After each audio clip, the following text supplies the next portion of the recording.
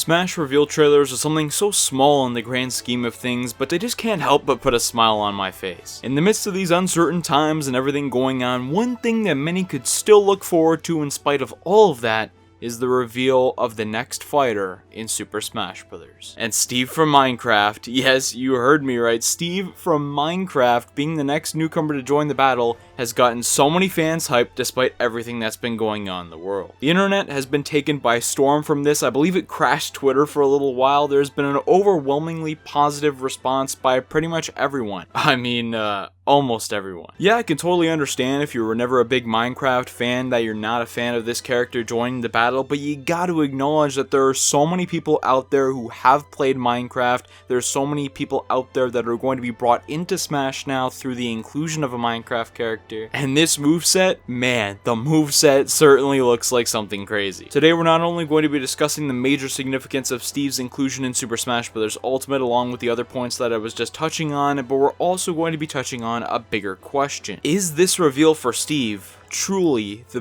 biggest reveal for a new character in Smash Bros. History? We're going to be comparing the reveal of Steve to the reveal of many other icons in the series past and truly trying to determine which one was the biggest reveal. And will October 1st, 2020 be looked back upon as one of the biggest days in the history of the franchise?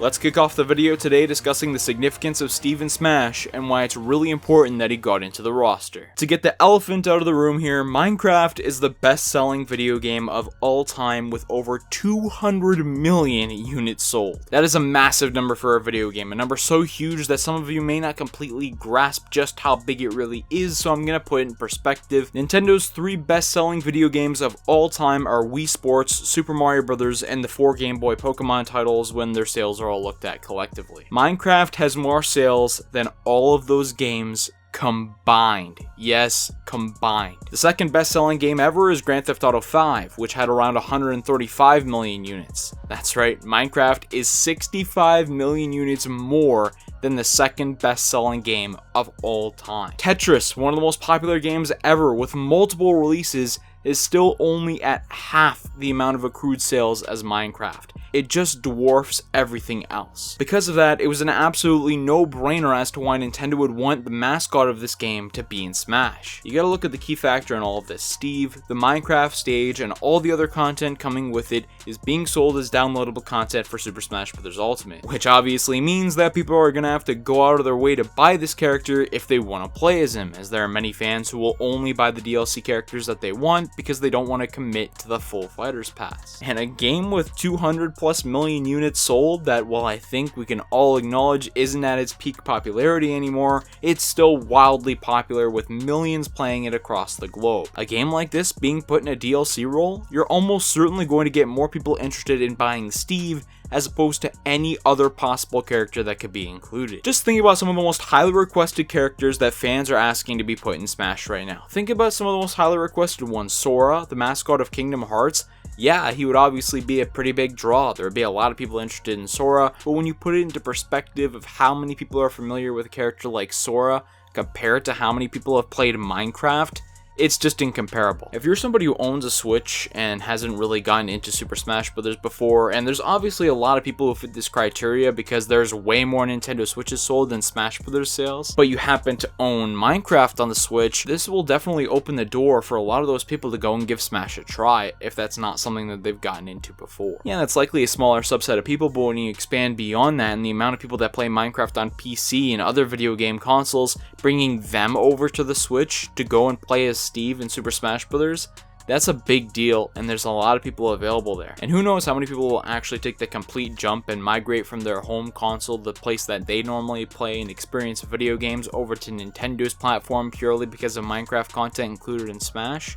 But there's probably some. Steve is a big attraction, and it's very significant that he was included in Smash because of that. And I name dropped Xbox there, and this leads into the next point of the significance of Steve, and this continues to show the growing bond between Nintendo and Microsoft. Banjo and Kazooie being included in the roster of Super Smash Bros. Ultimate was a big question mark, because they're owned by Rare, and Rare was bought by Microsoft a long time ago. But when the green light was given to Banjo and Kazooie, The possibility of Steve getting in only seemed like the next logical step for a Microsoft character. Would Master Chief, the main character from the Halo series, be an extremely popular and iconic addition, and one that I could definitely see being included in Smash? Yeah, absolutely. But he's not nearly as popular as Steve, and Steve, as I mentioned, is already playable in games on the Nintendo Switch. Minecraft already had a collaboration with Super Mario in which the two game styles were mixed together, so Nintendo has definitely been involved a lot with how Minecraft has been included on the Nintendo Switch.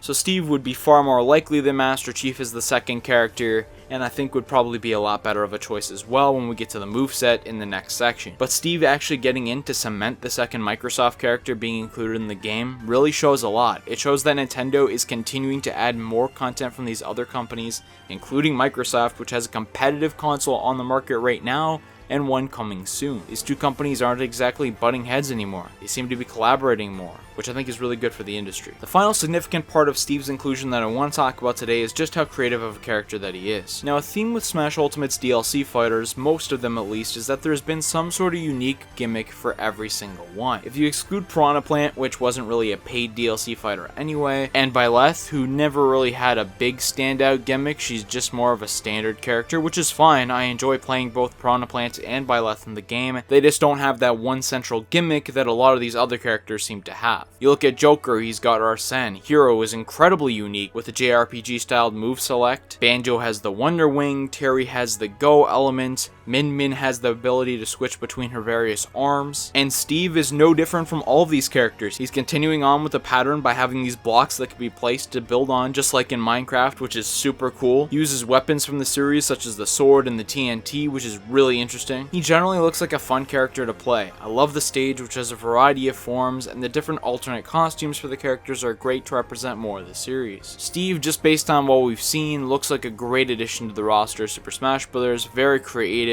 and one that I think will definitely fit well. But with all of the significance of Steve's inclusion being stated, can it still compare with some of the biggest reveals from the series past? First of all, I just want to get this out of the way. For anyone trying to argue that Steve is the most surprising reveal in Smash Bros. History, they clearly aren't looking at the full picture here. In my opinion, Cloud Strife was, and still is, the most surprising new character in Smash Bros. History, considering that at the time, Nintendo and Square's relationship wasn't that great, and it only began to improve later on. Nothing really comes close to Cloud in my opinion in this role. A Square Enix character just seemed so unfeasible at that time that was almost considered off limits, especially Final Fantasy of all franchises that you could pick. But where more arguments can start to be made is which character is the biggest reveal, the one with the most impact. Obviously the most important character in Smash is Mario, but I'm talking about characters revealed after the series' inception, and once the series really started to embrace the idea of making fighter reveals a spectacle. This was around the time of Brawl because they started to reveal some characters ahead of time, getting a little bit of notoriety, but Smash 4 was the main game which started to make these reveal trailers more of a spectacle, and trying to get everybody to tune in when one specific reveal trailer was dropping. I will mention a couple of Brawl characters still though, beginning with Snake, and yeah, this was definitely a significant inclusion because it demonstrated that Nintendo wasn't just going to limit the series to their own characters, with this being the first third-party inclusion. If I had to pick a second most surprising character behind Cloud, while this still doesn't come that close to me, Snake would probably still be that choice. Not only was it significant to include the first third-party character, but it also showed Nintendo's willingness to include characters from more mature series into the roster, and not just their wholesome, family-friendly ones. Metal Gear definitely can't match Minecraft's popularity, but it was definitely significant in its own right and very shocking. Moving on to Sonic, and yeah, he was definitely one of the most significant inclusions with the history of Mario and Sonic's rivalry, and the whole rivalry between the SNES and Genesis as well being the bigger one in all of that. However, collaborations between Nintendo and Sega with Mario and Sonic games had begun a while prior to this, with Mario and Sonic at the Olympic Games being a prominent example. Sonic's also not as popular of a series as Minecraft, and Sonic's moveset and stage implementation has definitely been disappointing. Mega Man is another very significant reveal because it opened the door for many other Capcom characters to get into the roster, but there had already been some Capcom developed games represented in Smash before this,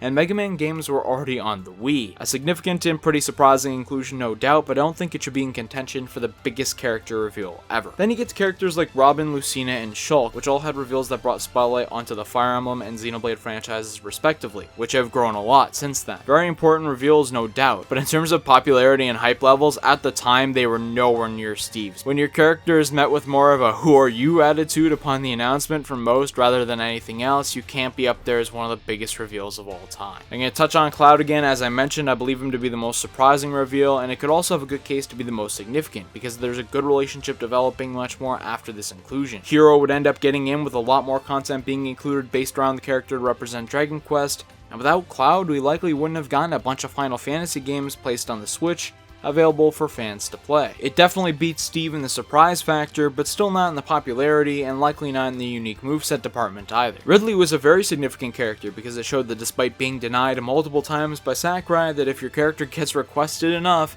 they can still get in. Not a contender for the biggest reveal, well, he might actually literally be the biggest, but from a significance point of view, he was already in the previous games as a boss, and Metroid had character representation from the start. None of the previously released DLC characters for Smash Ultimate could really compare to Steve's reveal either. While I believe a lot of them to be significant, as I've covered in previous videos, they've all had aspects that hold them back from being at the level of Steve. So with all of that being said, I've narrowed it down to 4 potential contenders for the most significant reveal in Smash Bros. History. They're all third-party characters, which shouldn't be that much of a shock considering that they all usually have a bigger story behind their implementation anyways, and they are Snake, Sonic, Cloud, and Steve. You can make good arguments for each of these 4, and I couldn't disagree with you that much because they're all so important to Smash and ended up being more important to Nintendo as a whole. In terms of shock value, it's definitely Cloud. In terms of opening doors, it's definitely Snake. And in terms of getting to live out a dream battle, it's definitely Sonic. And in my opinion, in terms of generating the most massive response, the most hype, the most excitement, accomplishing the ultimate goal of a reveal trailer,